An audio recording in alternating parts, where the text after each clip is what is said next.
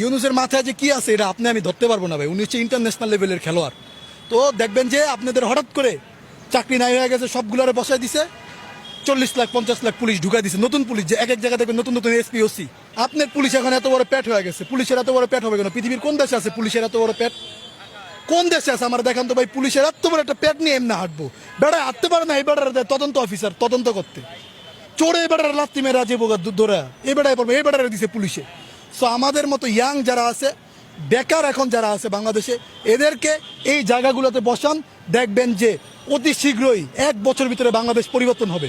একটা পুলিশের বেতন হচ্ছে 25 থেকে 30 হাজার টাকা, একজন এসপি বেতন হচ্ছে 45 হাজার টাকা। কিন্তু একজন এসপি যে ফ্ল্যাটে থাকে সেই ফ্ল্যাটের ভাড়া হচ্ছে 2 লাখ টাকা গুলশান বনানীতে।